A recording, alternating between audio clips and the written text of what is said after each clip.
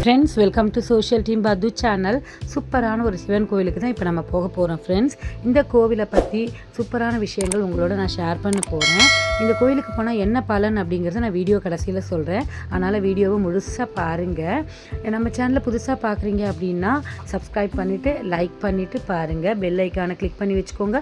அப்போ தான் நான் போடுற வீடியோலாம் உங்களுக்கு உடனுக்குடன் வரும் ஃப்ரெண்ட்ஸ். இந்த கோவில் எங்கே இருக்குது அப்படின்னு பார்த்தீங்கன்னா நூம்பலில் இருக்குது. நூம்பல் எங்கே இருக்குது அப்படின்னா திருவேற்காடுக்கும் ஐயப்பன் தாங்கலுக்கும் நடுவில் இருக்குது. ஒரு 3 கிலோமீட்டர் டிஸ்டன்ஸ் தான் ஃப்ரெண்ட்ஸ். இந்த கோவில் வந்து ஏன் சிறப்பு வாய்ந்தது அப்படின்னு பார்த்தீங்கன்னா, திருவேற்காடு வேதபுரீஸ்வரர் கோவிலை சுற்றி 8 அஷ்டலிங்கங்கள் இருக்குது. அதில் 2வது லிங்கம் தான் இந்த கோவில். இந்த கோவிலோட பேர் என்ன அப்படின்னு பார்த்தீங்கன்னா, அருள்மிகு ஆனந்தவல்லி சமேத அகத்தீஸ்வரர் திருக்கோயில். இது நூம்பலில் இருக்குது. அகத்தியர் முனிவரால் வழிபடப்பட்டதால் இதுக்கு அகத்தீஸ்வரர் கோவில்னு பேர். அகத்தியர் நூம்பல் மலரை கொண்டு வந்து இங்கே லிங்கத்தை நிறுவி இங்கே அவர் பூஜை பண்ணுறாரு. அதனால் இந்த இடத்துக்கு நூம்பல் அப்படின்னு பேர் வந்தது ஃப்ரெண்ட்ஸ். இந்த கோவிலோட சிறப்பு என்ன அப்படின்னு பார்த்தீங்கன்னா, இது 9ஆம் நூற்றாண்டில் பல்லவர்களால் கட்டப்பட்டது. அதுக்கப்புறம் சோழர்கள் இதை வந்து புனரமைக்கிறாங்க. இதில் வந்து காஞ்சி சங்கராச்சாரியார்லாம் பல வருஷங்களுக்கு முன்னாடியே இந்த கோவிலுக்கு வந்து பூஜை பண்ணிட்டு போயிருக்காங்க. அதனால் ரொம்ப ரொம்ப பிரசித்தி பெற்ற கோவில். இது அக்னி ஸ்தலமாக சொல்லப்படுது. கிட்டத்தட்ட 1976லேருந்து இந்த கோவில் எப்படி சீரமைக்கப்பட்டது அப்படிங்கிறத அழகாக ஒரு 45 வருஷம் இது அப்படியே வச்சுருக்காங்க ஃபோட்டோவாக இங்கே.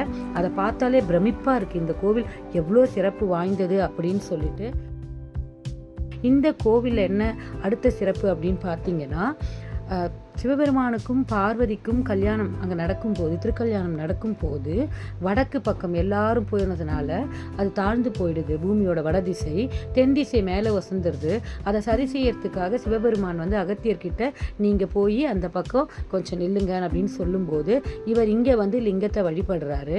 அதனாலேயே இதுக்கு வந்து மிக மிக சிறப்பு வாய்ந்த அகத்தீஸ்வரர் கோவில்னு இதை சொல்கிறாங்க. இந்த லிங்கத்தை வச்சு தான் அவர் வழிபடுறதா சொல்லப்படுது. இந்த லிங்கம் வந்து ரொம்ப ரொம்ப ரொம்ப விசேஷமாக இருக்குது. ஏன் அப்படின்னா, இவர் முன்னாடி போய் நம்ம நின்றோம் அப்படின்னா இது அக்னிலிங்கம் அப்படிங்கிறதுனால நம்மளுடைய எதிரிகள் நமக்கு என்ன துரோகம் செஞ்சாலும் கெடுதல் செஞ்சாலும் அது எல்லாத்தையும் அவர் வந்து குறைச்சிட்டு தான் நம்பப்படுது. அவ்வளோ விசேஷமான இந்த அகத்தீஸ்வரர் ஆலயம் மிக மிக சிறப்பாக இருக்குது. இந்த கோவிலை சுற்றி பார்த்திங்கன்னா விநாயகர் இருக்கார். மாம்பழ விநாயகர்னு ஸ்பெஷலாக இருக்கார்.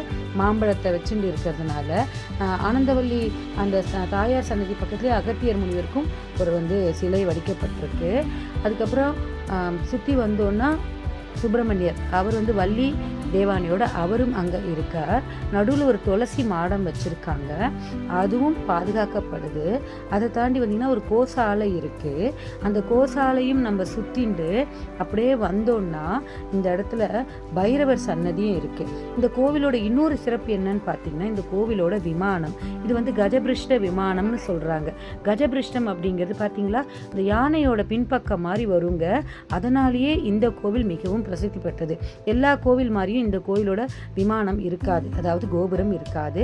யானையோடைய பின்பக்கம் எப்படி பெண்டா அப்படியே வளைஞ்சி இருக்கோ அதனால தான் இதுக்கு கஜபிருஷ்ட அப்படின்னு பேருன்னு சொல்கிறாங்க. நான் இப்போ வந்து பிள்ளையாரை தான் சுற்றி வந்துட்டுருக்கேன். பிள்ளையாரை சுற்றி வந்த உடனே முருகர் அங்கே இருப்பார். ஒரு குட்டி துளசி மாடம் பார்த்தீங்களா அங்கே இருக்குது. அந்த துளசி மாடத்தையும் நம்ம வந்து சேவிச்சிடலாம்.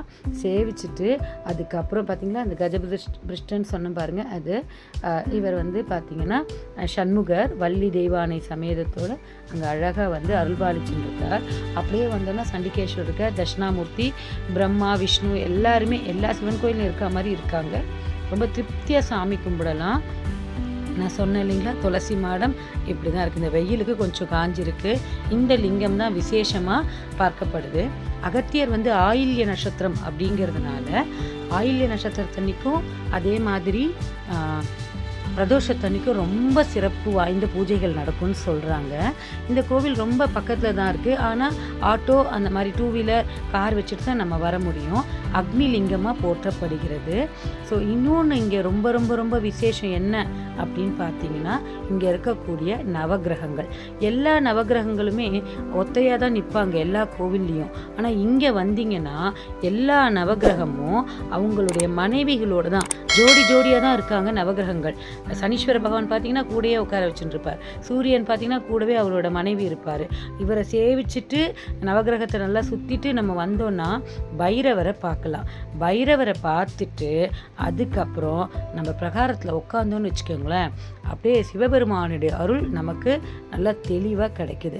உங்களுக்கு வாய்ப்பு கிடைச்சிதுன்னா கண்டிப்பாக இந்த கோவிலுக்கு போயிட்டு வாங்க. திருவேற்காடு போனீங்கன்னா பக்கத்துலேயே இந்த கோவிலை பார்க்க மறந்துடாதீங்க. நான் அடுத்த லிங்கமும் உங்களுக்கு நான் போடுறேன். இவர் அக்னி லிங்கம் 2வது. முதல்ல என்னது அப்படிங்கிறத அடுத்த வீடியோவில் பார்க்கலாம். Bye friends.